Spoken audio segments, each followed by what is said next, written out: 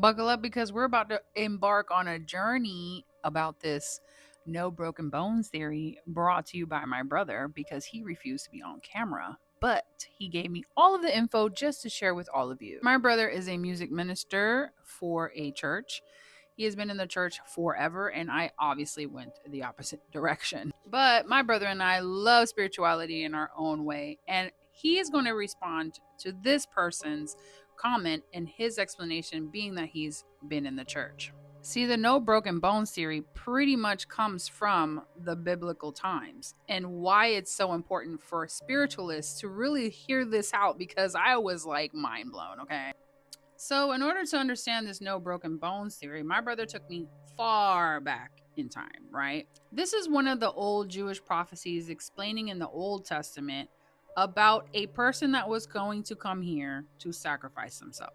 I highlighted one of the most important parts of this prophecy, but if you read right there, but he was pierced for our offenses, is the interesting part.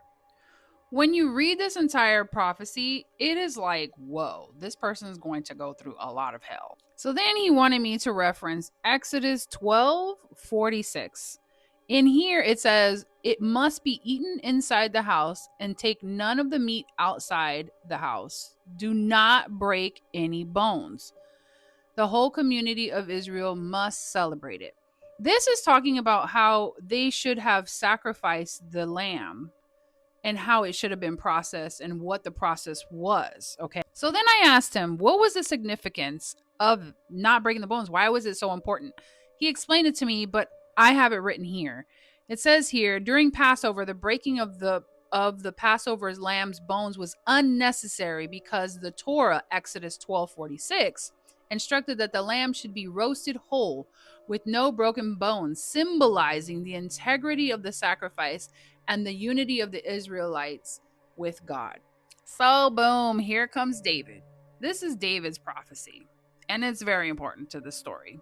If you want, it's Psalms 34, but we're going to focus on Psalms 34:20. And it says here, the righteous person may have many troubles, but the Lord delivers him from them all. He protects all his bones, not one of them will be broken. So now, fast forward, we're here. We're the day of Jesus being sacrificed. This is John 19. And John 19, all the way to 36, is what we're really needing to look at. But I highlighted all of this because if you pause to read it, you could see what was supposedly happening that day. So this ties to the first prophecy because if you read the first one, which I will put what you should be looking for, it states in there how being pierced is one of the signs. Plus, he was going to go through, whoever this person was going to be, was going to go through a lot of shit. You get what I'm saying? John, being a witness to Jesus' sacrifice, he saw him being pierced to the side and his blood washing over everyone to, clean their sins. It all ties in together. But he also witnessed how they didn't take him down by breaking his bones. They left his bones intact.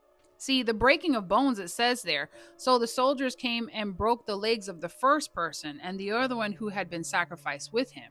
But when it came to Jesus, they saw that he was already dead, so they didn't see the need to break the bones because breaking the bones is to make sure that you're dead.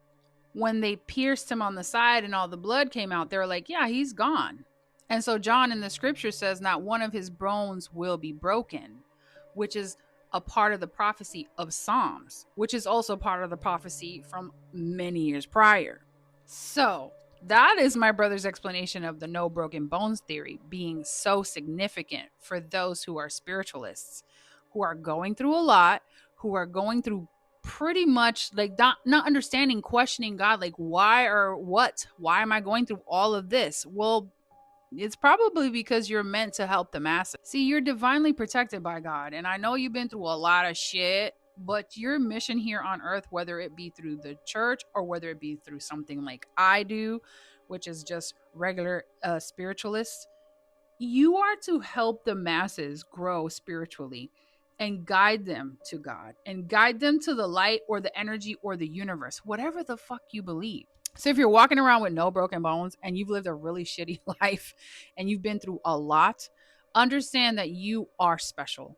Understand that you are here to help the collective elevate, to let our souls elevate. And it doesn't always have to be through the church.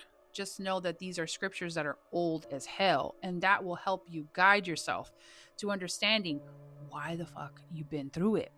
You've been through it because you are here to help the masses. You're special.